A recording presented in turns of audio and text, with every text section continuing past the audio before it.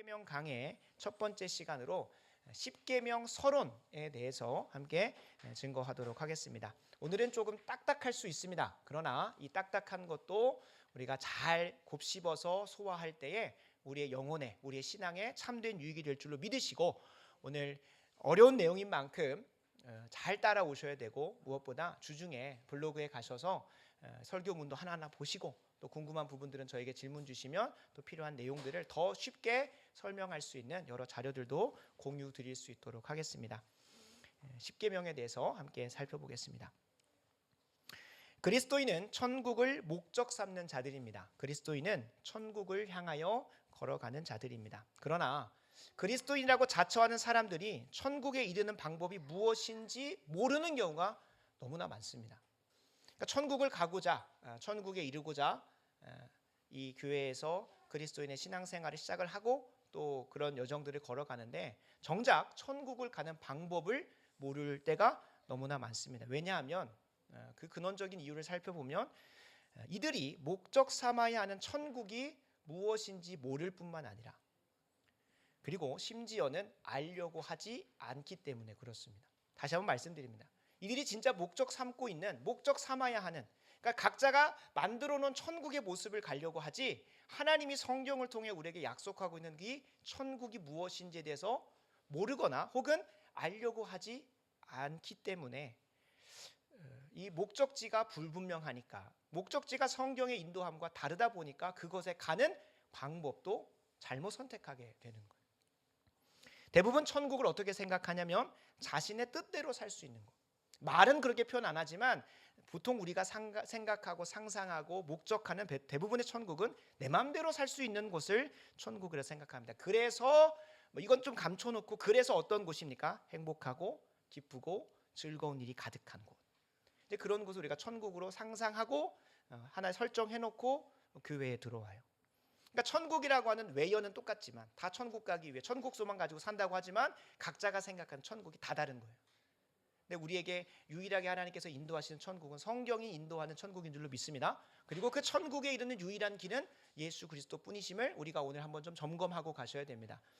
왜냐하면 우리가 지금 철로 역정을 살펴보면서 결국의 목적은 저 천성에 이르는 것이고, 그 천성에 이르는 길 가운데 우리가 걷는 길을 성경도 그렇고 철로 역정도 그렇고 좁은 길이다라고 얘기를 하고 있어요. 그러니까 한 길밖에 없는 거예요. 한 길, 그 천국을 향해 가는 길. 우리가 도달해야 하는, 우리가 함께 가야 하는 그 목적지 도성도 한 곳밖에 없고, 그리고 그곳에 이르는 길도 딱 하나밖에 없다는 거예요. 그러나 각자가 생각하는 천국에 대한 개념도 다르고, 그리고 그 개념이 다르다 보니까 각자 도생을 하게 되는, 각자의 방법대로 천국에 이르려고 노력을 한다는 거예요.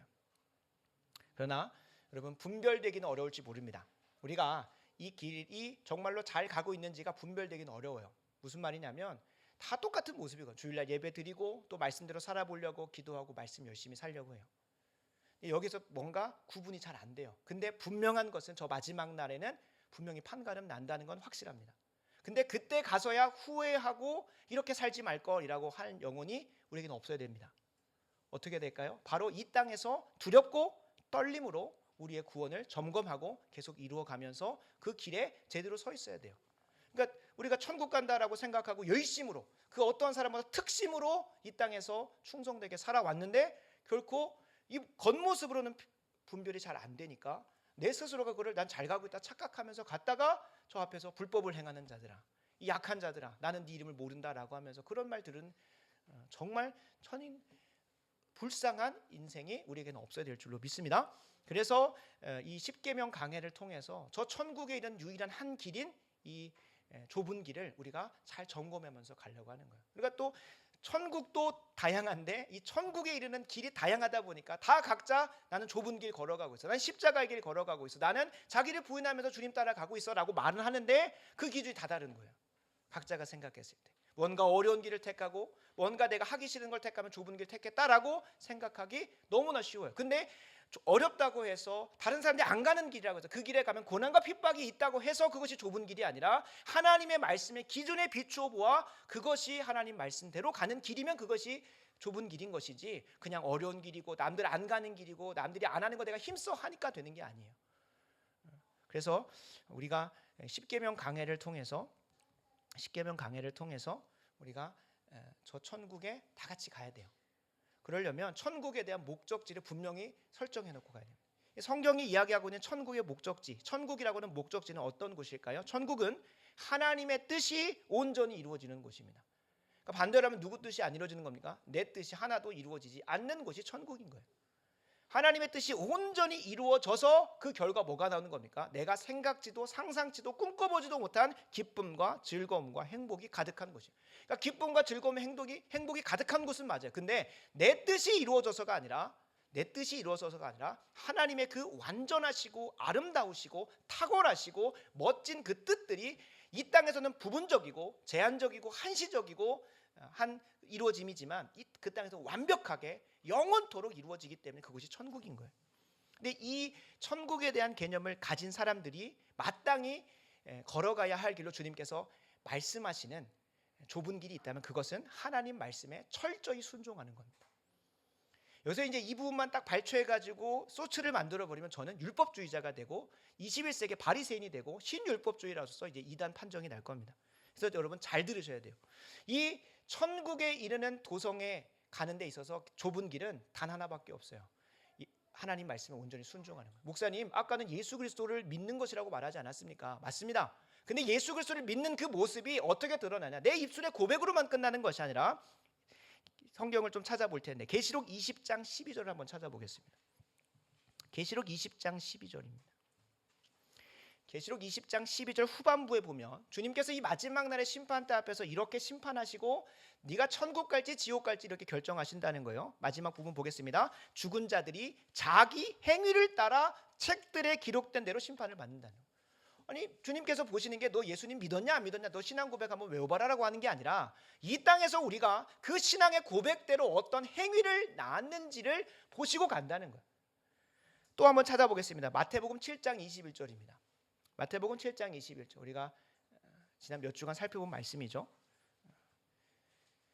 마태복음 7장 21절 제가 읽겠습니다. 나더러 주여 주여 하는 자마다 예수님을 주라고 고백하는 자들이 다 천국에 뭐 하실 것이 아니라 들어갈 것이 아니라 다만 하늘에 계신 내 아버지의 뜻대로 행하는 자라야 뭐 한다는 겁니까? 들어간다는 거. 지난주에 선포했던 것처럼 주의 이름으로 선지자 노릇하고 주의 이름으로 권능을 행하고 주의 이름으로 기적을 행하고 귀신을 쫓아내더라도 뭐 하지 않는다는 거예요. 하나님 말씀의 뜻대로 순종하지 않은 자는 천국에 들어갈 수 없다는 거예요. 없다는 거. 마태복음 16장 27절도 분명히 얘기합니다. 이거 안 찾아도 됩니다. 인자가 아버지의 영광으로 그 천사들과 함께 온대요. 무엇입니까? 심판대가 열리는 거예요. 재림의 때예요. 그때 각 사람이 행한 대로 갚으리라는 거예요. 행한 대로. 믿은 대로 갚는다는 말이 아니라 행한 대로 갚겠다고 말씀하시는 거예요. 그러면 그 하나님이 요구하시는 그 천국문에 들어갈 수 있는 행위의 정도가 어느 정도냐? 마태복음 5장 20절에 이렇게 엄포하십니다. 내가 너희에게 이르노니 너희의 하나님 말씀을 순종하는 그 결과물인 의가 서기관과 바리새인보다 더 낫지 못하면 결국 천국에 들어갈 수 없대요. 그러니까 제가 부분 발췌한 게 아니라 문맥상에서 다 재림의 때에 마지막 심판 때에 주님께서 말씀하셔서 들어가게 되는 그 여정 속에 우리에게 점검하시는 건 하나님의 뜻대로 행했는지 안 했는지예요. 그 수준이 어느 정도래요? 하나님의 말씀이라고 한다면 어떻게든 철저하게 순종해 보려고 탈무드, 미시나 수많은 더 별책, 불호책들을 만들어 가지고 안식일을 성수하려고 안식일을 거룩히 지키려고 안식일날 노동하면 안 되니까 엘리베이터 버튼도 안 누르죠. 그리고 그들이 참 철저하게 살고 있는 그 동네 같은 경우는 안식일만 되면 흰줄이 쳐져요. 그래서 일정 거리를 넘어가면 안 돼요. 성경에 없지만 그들이 이 안식일 성수를 위해서 별책 부록으로 만들어 놓은 탈무드나 미시나에는 그게 있는 거예요. 그래서 점을 찍어놓고 내가 몇 킬로를 갔는지 모르니까 어느 정도 거리를 걸으면 안 되는 거예요. 그래서 저도 몰랐는데 이들은 안식일에는 새 옷을 입으면 안 된대요. 새 옷을. 그래서 언제 항상 핫딜로 구매를 할까요? 목요일 날 한 번 사가지고 한 번 착장하는 거예요. 그러면 뭐가 되는 거예요? 헌옷이 되니까 안식일에는 이걸 그러니까 안식일에 뭔가 좀 이렇게 가족들도 모여 같이 하게 안식일을 지키니까 옷을 좋은 걸 입고 싶잖아요. 근데 그날 개시를 하면 안 돼요. 새 옷을 입으면 안 되니까 그 전날 목요일 날 열심히 사가지고 한 번이라도 입어보고 이제 헌옷 됐으니까 입게 되는.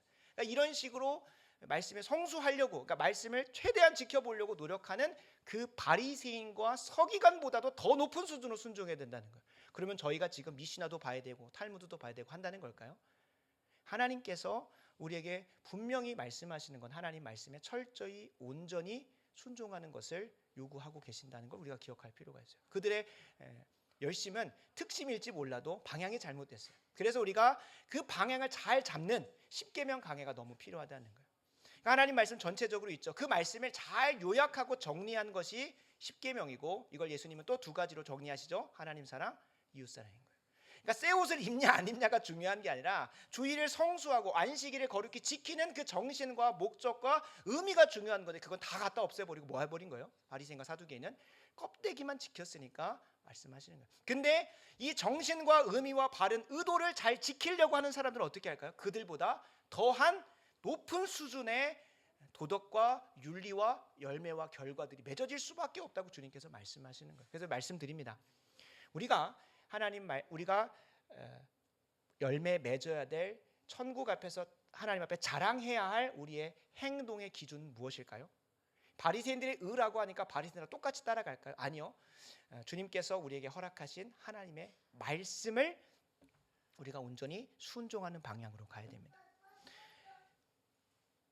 우리가 온전히 하나님께 순종해야 할 말씀의 가르침은 우리가 너무나 매주마다 보고 있는 이 성경에 기록이 되는데, 이 성경에 대해서 우리가 전체적으로 좀 개괄하면서 알아가는 시간들이 필요해요. 그래야 이 십계명이 얼마나 중요한 것인지, 이게 단순히 구약 성경에 있기 때문에 그냥 이거는 다 예수님이 이루셨으니까 굳이 이거 하나하나 우리 안 지켜도 돼, 그런 수준으로 고민할 게 아니라요, 성경 전체가, 그리고 하나님께서 이 성경 전체를 통해 우리에게 계속 얘기하시고자 하는, 심지어는 여기서 한 가지 유익이 있는데, 오늘 이게 좀 어렵지만 언약이라는 개념으로 성경을 읽어내실 때 모든 성경의 각 권별이 제대로 읽혀지게 됩니다.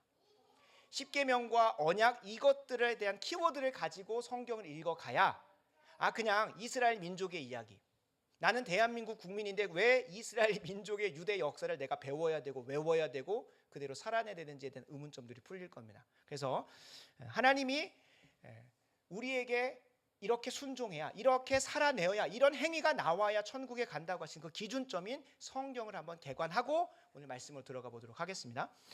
하나님은 히브리 민족의 역사를 통해서 온 인류가 천국에 들어가기 위해서 순종해야만 하는 말씀, 즉 율법을 허락하셨습니다.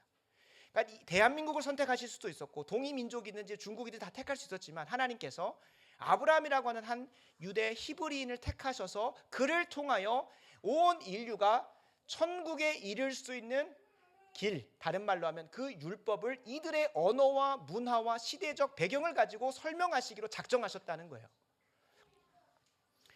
천국으로 인도하는 길을 안내해 주시기 위해서 천상의 언어 혹은 신의 언어가 아니라 이 땅의 인간의 언어와 문화의 언어로 하나하나 알려주시기로 작정하셨고, 그렇게 해서 선택받은 게 누구냐? 아브라함이라는 거예요. 아브라함. 우리가 여기서 은혜라고 고백할 수 있는 부분은 하나님이 굳이 그렇게 하지 않으셔도 됩니다. 인간에게 굳이 천국으로 가는 길을 예비해 놓으시고 인도하지 않으셔도 되고요. 그리고 우리 못 알아들을 말로 그냥 선포하셔도 돼요. 두 가지의 은혜가 있는 거예요. 두 가지의 은혜.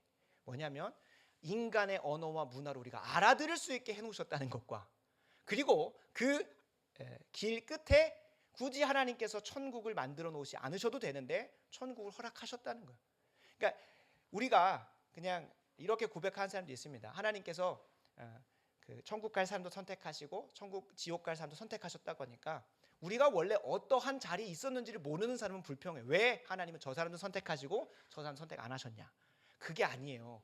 우리가 원래 있었던 상황은 어떤 상황입니까? 다 지옥 갈 인생인 거예요. 다 하나님 없이 사망의 음침한 골짜기를 걸어야 하는 인생인데 굳이 하나님께서 우리를 선택하셔서 그 길로 구원해 주신 것이니까, 선택하지 않은 사람들에 대해서 우리가 한 말 할 게 아니라 그들을 우리가 힘써, 그런 마음이 있다면 힘써 그들을 천국으로 인도하는 것을 할지언정 하나님을 원망할 건 아니라는 걸 우리가 좀 기억할 필요가 있습니다. 그래서 먼저 이게 은혜다라고 먼저 말씀을 드리는 거예요. 굳이 하나님이 피조물인 나, 심지어 하나님을 대적하고 반역하는 우리들에게 이러한 시간을 허락하지 않으셔도 되는데 허락했다는 게 은혜라는 걸 기억하시면서 들어가시면 앞으로 나오게 되는 이 천국에 이르는 길, 하나님 말씀에 철저하게 순종하는 것이 결코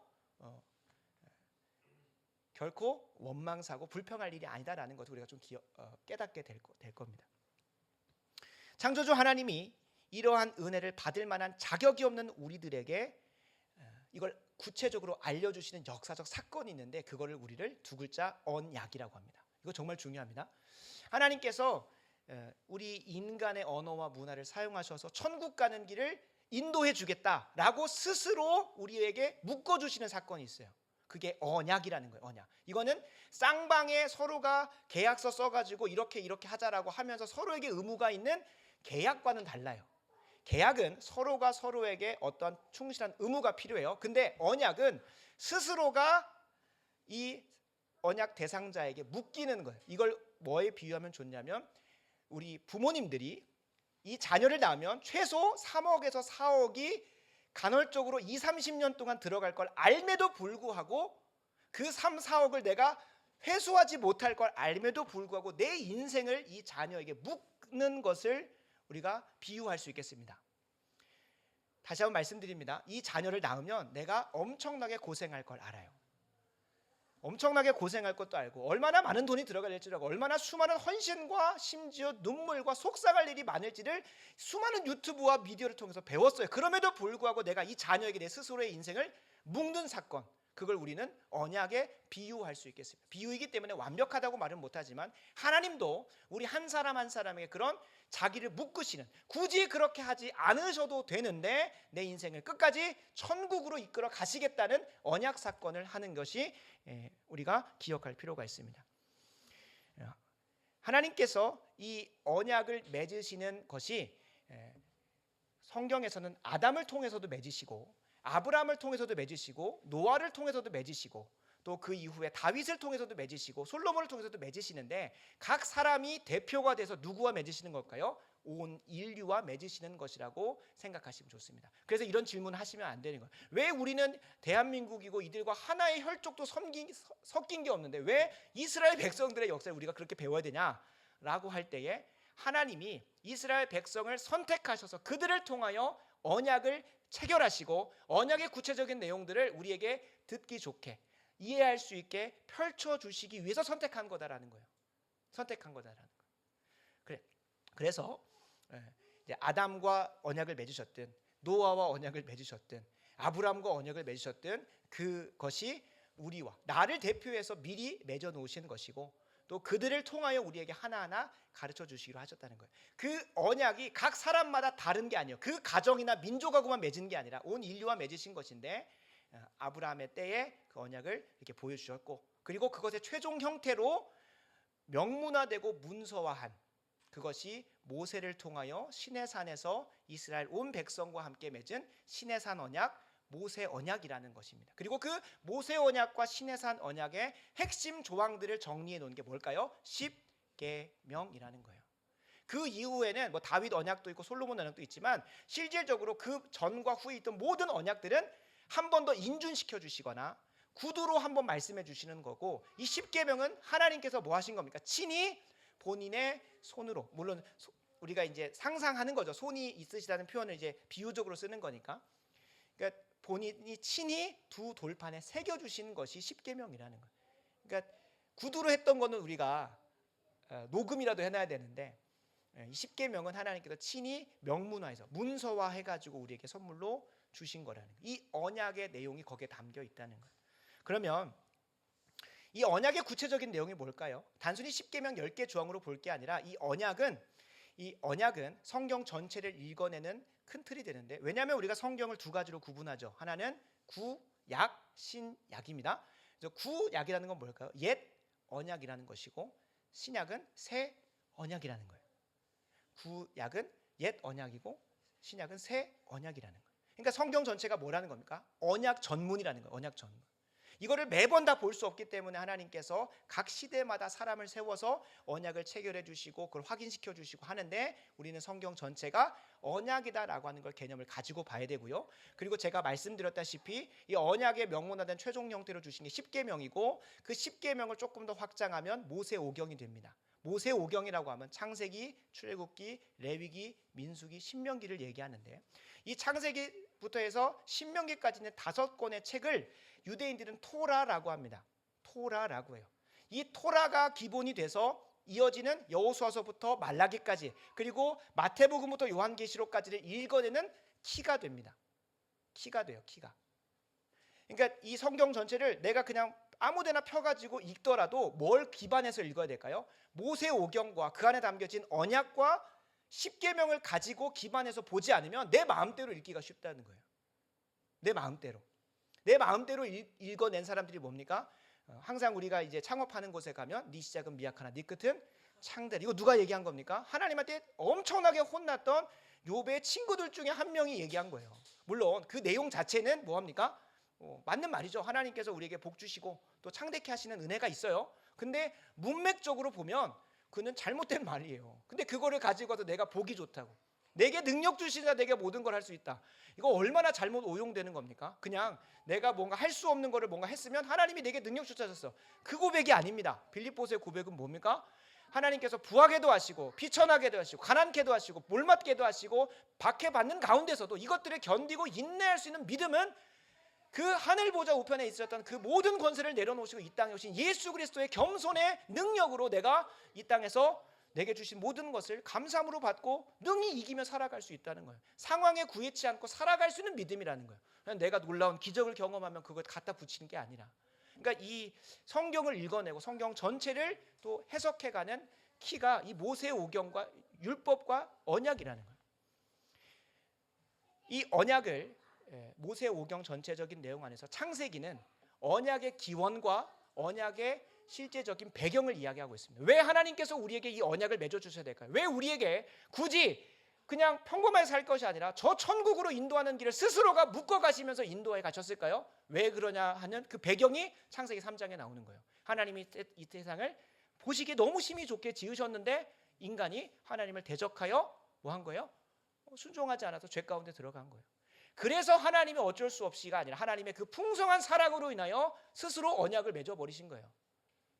창세기 3장에서 너가 하나님 말씀대로 온전히 순종하면 예비되어진 생명을 누릴 수 있겠다라고 하는 것을 이야기하셨어요. 처음에 아담과 맺으신 언약이 무엇입니까? 네가 하나님 말씀대로 온전히 순종하면, 다른 말로 하면 선악과를 먹지 않으면 네가 영생을 누릴 것이다 라고 하셨어요. 이것이 결코 폐기되지 않습니다. 이것은 창세기부터 계시록까지 계속 이어지는 언약이에요. 근데 이거를 우리가 뭐 할 수 없다? 하나님 말씀에 온전히 순종할 수 없는 자리로 빠져버렸고, 그래서 주님께서 창세기 11장에서 그 인류를 흩어버리시고 창세기 12장에 누굴 택하십니까? 아브라함을 택하셔서 그 민족을 시작으로 하여서 언약을 역사 속에서 펼쳐 가시겠다고 작정하신 거예요. 그러니까 창세기 12장을 시점으로 해가지고 이스라엘의 역사가 시작이 되는 거예요. 이스라엘의 역사가 시작되는 가운데 하나님께서 모세를 통하여 출애굽기와 레위기에서 그 언약의 구체적인 내용들 하나하나 더 기록을 하세요. 그러니까 아담과 맺은 언약은 아주 하나밖에 없는 거예요. 선악과를 먹지 말라 정도였어요. 근데 이게 더 구체화되고 체계화된 게 출애굽기와 레위기입니다. 하나님의 말씀대로 순종하면 영생의 복을 누리게 되는 것이 하나님께 태초에 온 인류와 맺으신 언약인데, 그 언약을 실패했던 아담이 아니라 하나님께서 모세를 통하여 구체적으로 더 보여주시는 거예요. 그게 출애굽기와 레위기입니다. 레위기에 가면 어떤 동물을 먹어야 되는지, 어떤 동물을 먹으면 안 되는 건지, 또 집을 지을 때는 뭐 난간을 짓고 뭐 하고 하는 그런 거 다 구체적으로 해놓은 거예요.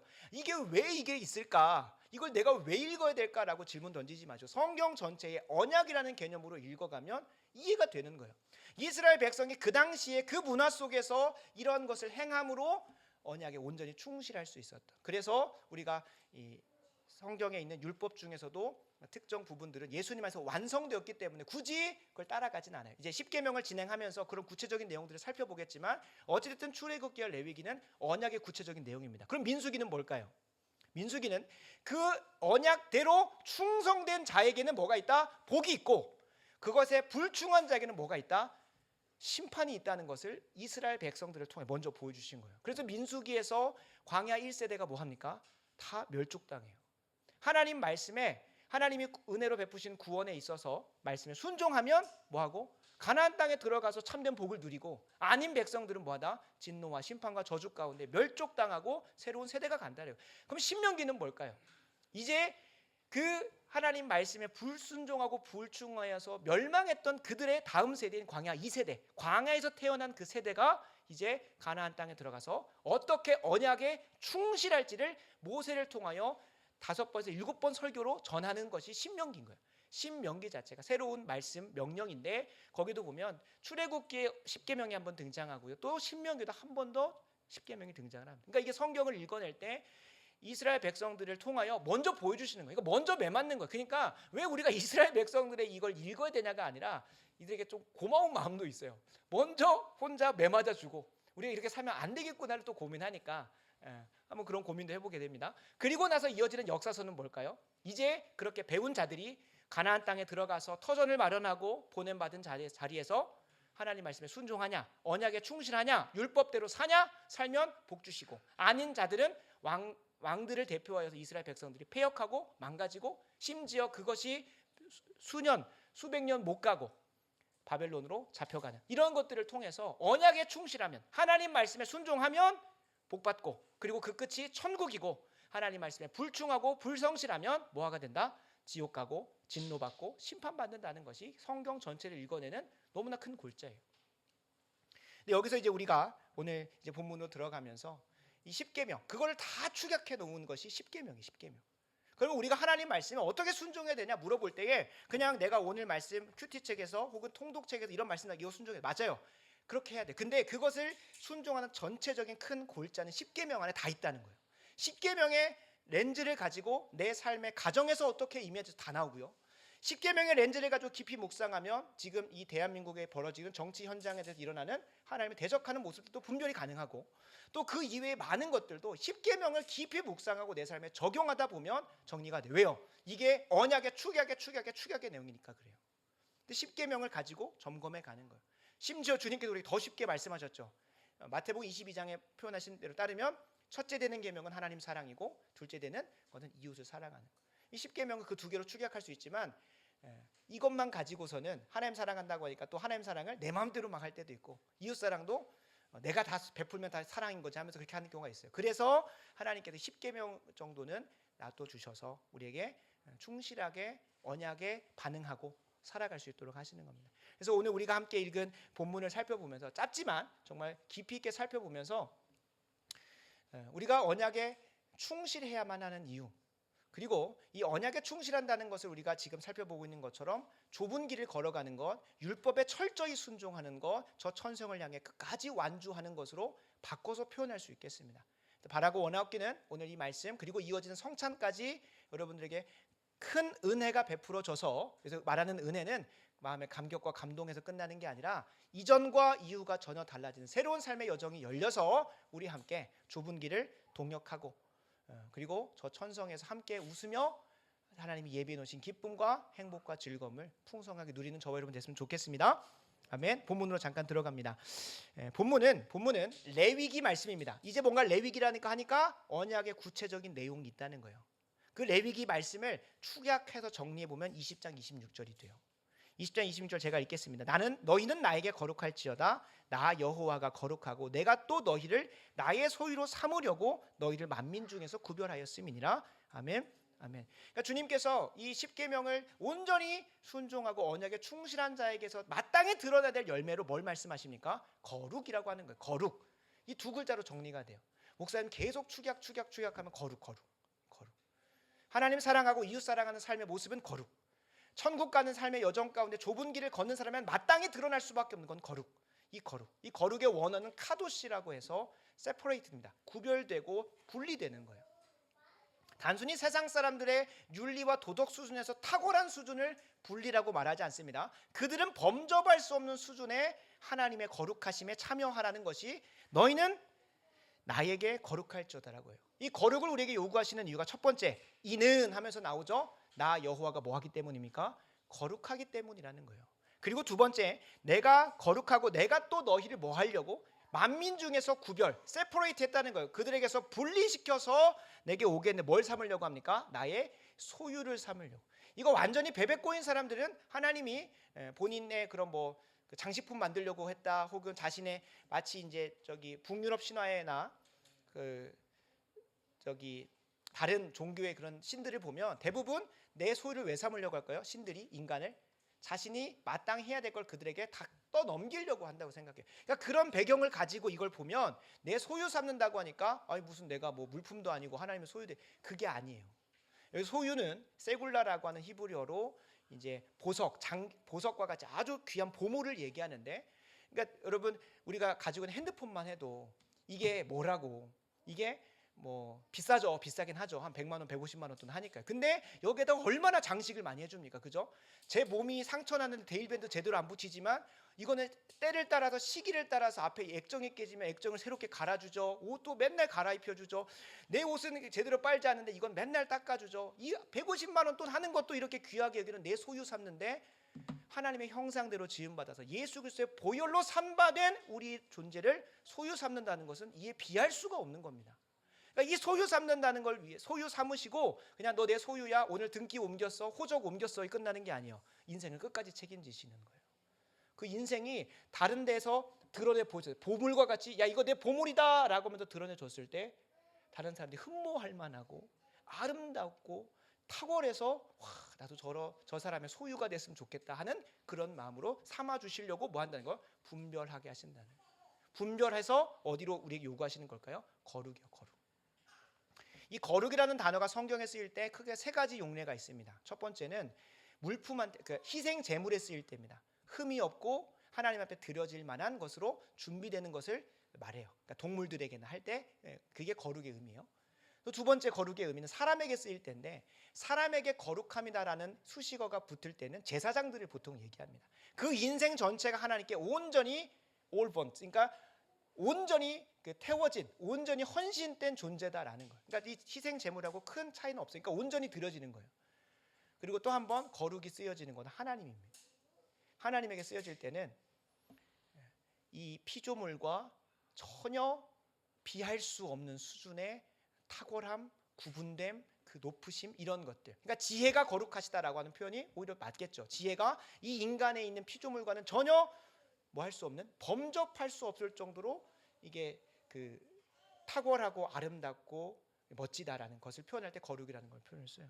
그러니까 주님께서 그런 거룩함을 가지고 계시기 때문에 우리 또한 이 세상에서 죄악되고 사망의 음침한 골짜기를 걷는 자들과 분별시켜서 어디까지 이끌어 가실까요? 하나님의 그 탁월하심과 아름다우심으로 자기 소유로 이끌어 가시기 위해서 너희는 뭐 하라는 겁니까? 거룩하라고 말씀하시는 거예요. 이 거룩을 온전히 이루어지는 모습을 무엇이냐? 이게 십계명이라는 거예요. 하나님의 언약에 충성하여서 이 거룩을 이루어가는 거예요. 이 십계명을 가지고 우리가 거룩의 판가름을 할 수 있어요. 근데 여러분 정말로 오늘 여기가 이제 핵심이에요. 이제 핵심으로 이제 말씀을 마무리할 건데, 이 거룩을 아무리 우리에게 하나님께서 내가 거룩하니까 너희도 거룩해야 돼, 이 십계명 온전히 순종해야 돼 라고 말해도 그렇게 살아낼 수 있는 존재입니까? 아닙니까? 우리가 그렇게 살 수 있는 존재가 아니라는 것에 아주 심각하고 큰 문제가 있다는 거예요. 하나님이 우리에게 언약을 베풀어 놓고 언약에 합당한 삶으로서 거룩을 이루어 가라고 하는데 이게 도저히 할 수가 없는 거예요. 도저히 1계명 자체도 안 되고, 심지어 야고보서도 뭐라고 합니까? 수많은 계명을 지키더라도 하나 범하면 다 범한다는 거예요. 실제로 10계명을 나누면서 말씀드리겠지만 그냥 뭐 613가지의 율법 중에 한 개 어겼다고 해서 612개는 무용지물 되는 게 아니라 그 하나의 율법은, 하나의 계명은 다 뭐하고 연결되어 있을까요? 모든 계명과 다 연결이 되어 있어요. 아주 유기적으로. 10계명의 순서도 다 유기적으로 연결되어 있어요. 1계명이 안 되면 2계명 절대 안 되고요. 2계명 안 되면 3계명 안 되고, 1에서 4계명인 하나님 사랑이 안 되면 5부터 10계명이 다 안 되는 거예요. 실제로 1계명과 10계명은 같은 표현이거든요. 그러니까 이 10계명 전체를 다 순종하든지 아니면 단 하나도 순종 못 하든지 하나예요. 다 연결되어 있기 때문에 이거 하나가 다 유기적으로 연결이 되어 있어요. 그러면 우리에게 총체적 난국에 놓여지는 거예요. 아니 우리에게 거룩을 요구하시고 저 천성에 이르기 위해서 우리에게 마땅히 드러나야 되는 삶의 모습은 거룩이고 언약에 충실하는 것인데 도저히 살 수가 없는 거예요. 그 앞에서 주님께서 뭘 선택하시냐? 새 언약을 열어내십니다.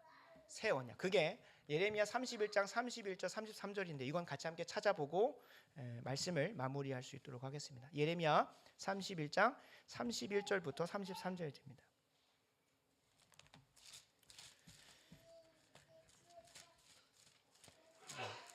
다 찾으신 줄로 알고 이 시간 31장 31절부터 33절 합독하겠습니다. 같이 함께 읽습니다.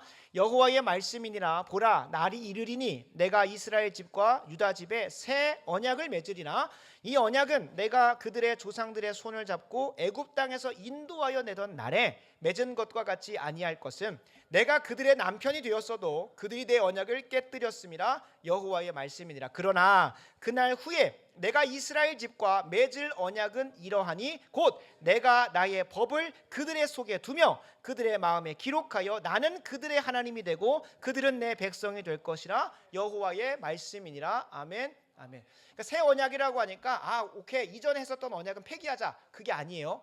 하나님께서는 전지하시고 후회 없으신 분이시기 때문에 한 번 인류와 맺은 언약을 파기하거나 하지 않으세요. 그거를 어떻게든 성취하시고 완성해 가시는 가운데 새 언약 조항을 넣어버리는 거예요. 그 이전에 있었던 언약인 하나님 말씀에 순종하면 복받고 하나님 말씀에 불충하고 불순종하면 저주받고 심판받는다는 이 언약은 결코 파기하지 않으세요. 근데 그것을 더 지킬 수 있게 하려면 아무리 요구를 해도 뭐가 못하는 거예요? 언약의 당사자인 우리가 하나도 순종을 못하는 거예요. 말씀하시잖아요. 이스라엘 백성들을 애굽에서 이끌어내어 와서 아무리 먹을 것, 쭈지, 필요한 거 다 채워줘도 순종 안 한다는 거예요.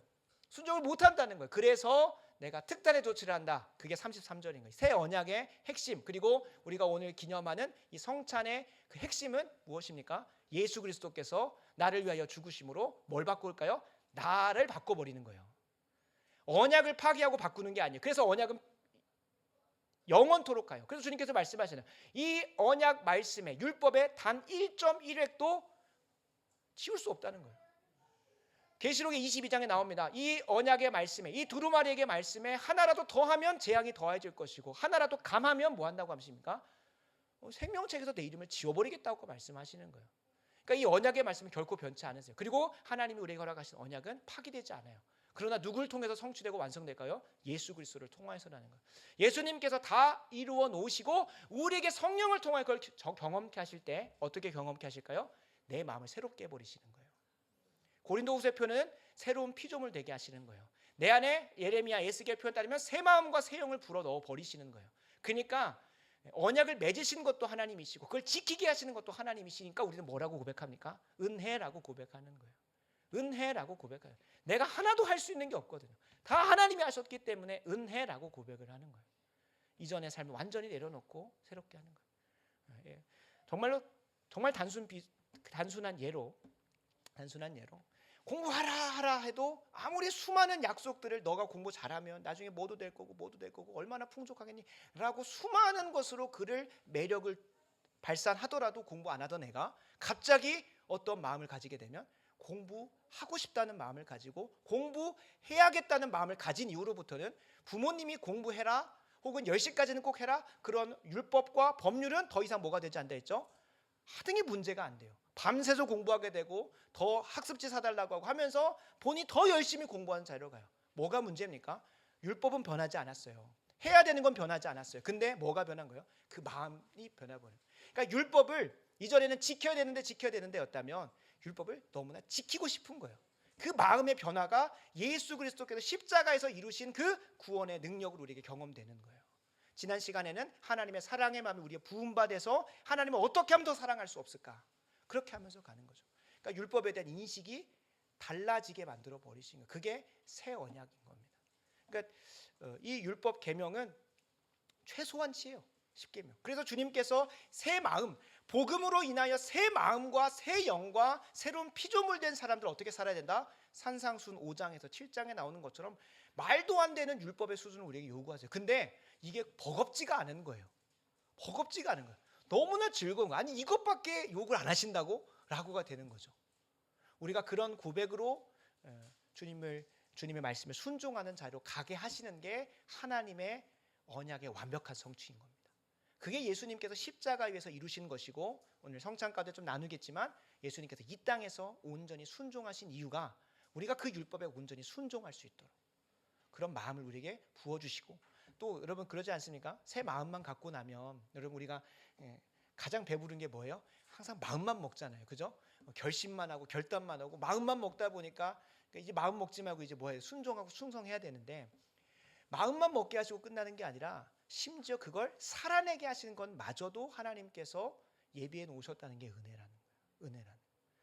예수님께서 다 이루셨고 그분과 연합하면 내가 할 수 없는 순종의 모습들이 드러나기 시작하고 내가 결코 이길 수 없었던 죄의 승리가 내 삶 가운데서 경험되어지기 시작을 하는 거예요.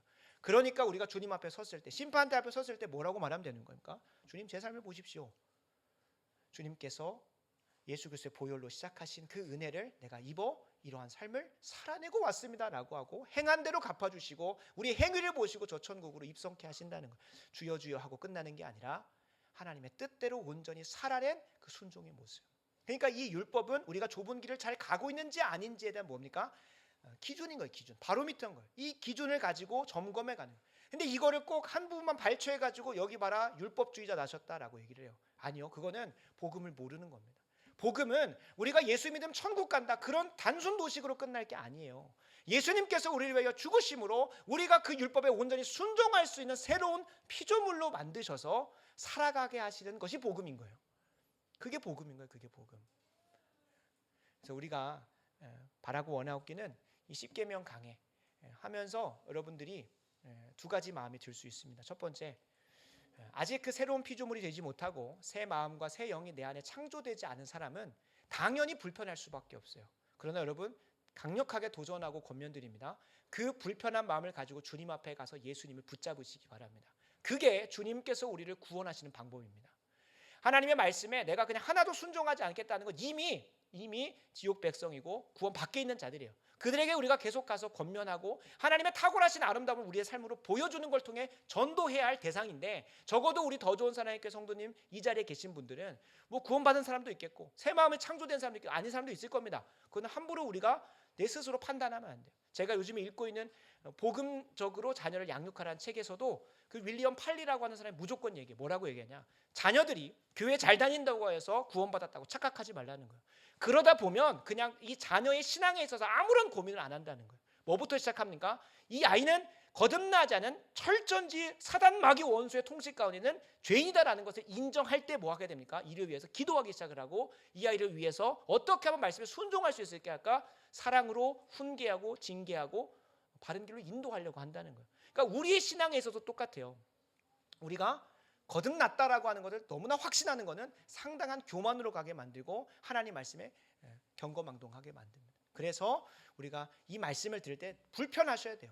하나님 말씀 앞에서 내 이 율법 앞에서 철저하게 불편하셔야 돼요. 왜냐하면 오늘 우리가 함께 읽은 로마서 3장 20절과 28절에 보면, 오늘 맥체인 성경 읽기입니다.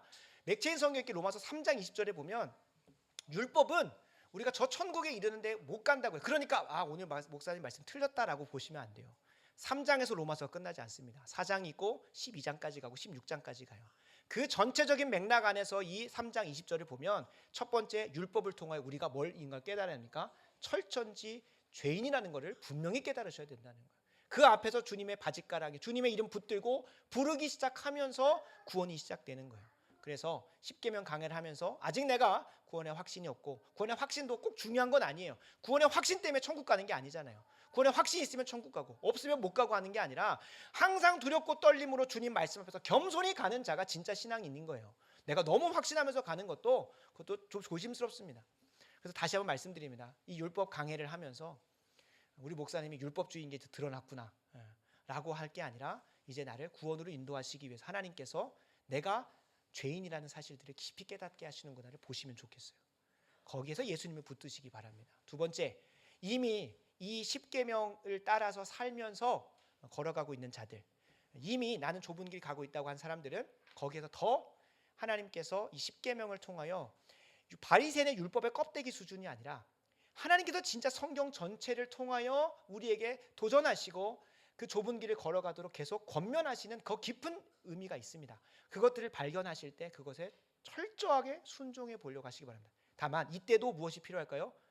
하나님을, 예수 그리스도를 붙드는 것이 필요합니다.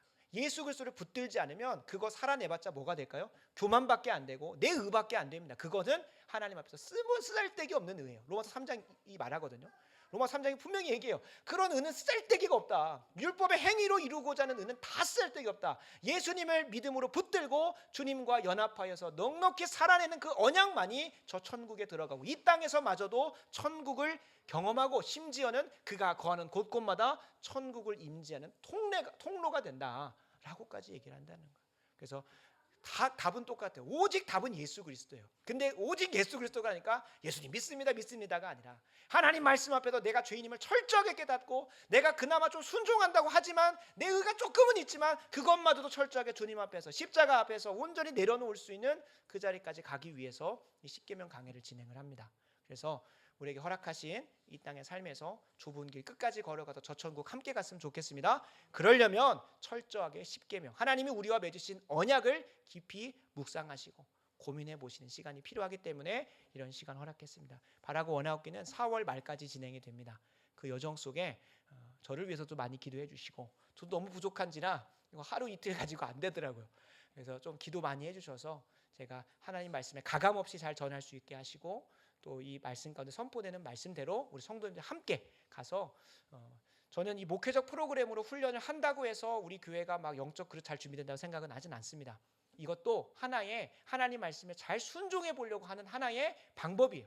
그래서 사역 훈련을 받는다고 해서 더 잘 되고 제자 훈련을 받는다고 잘 된다는 게 하나님께서 정하신 예배만 제대로만 드려도 저는 된다고 믿어 의심치 않습니다. 다만 이것을 더 잘 감당하기 위해서 목회적으로 섬기려고 하는 것이에요. 그래서 이 십계명 강해만이라도 우리가 철저하게 그냥 듣고 끝내는 게 아니라 묵상하고 삶에 적용해보고 실험해보고 그게 안 되면 와가지고 밤새서 기도해보고 주님 왜 이 말씀이 내게 안 됩니까? 라고 하는 그 이스라엘 민족의 언약으로 끝나는 게 아니라 그들의 언약 다른 사람의 언약으로 끝나는 게 누구의 언약? 바로 나의 언약이 되는 그 하나님이 나의 하나님이 되는 그 은혜가 우리 십계명 강해 가운데 우리 모두에게 있었으면 좋겠습니다. 기도하겠습니다. 아버지 하나님 우리에게 일평생 붙들고 갈 귀한 말씀 허락하신 것 감사합니다. 이 말씀 거저 듣지 않고 우리의 삶 가운데 온전히 적용하여서 마땅히 우리가 걸어가야 할 좁은 길이 무엇인지를 깨닫게 하여 주시고 4월까지 진행되는 십계명 강해를 통하여 언약에 신실하신 하나님 앞에 우리도 충성되게 살아가는 주님의 귀한 언약 백성 되게 하여 주시옵소서. 예수님의 이름으로 간절히 기도드립니다.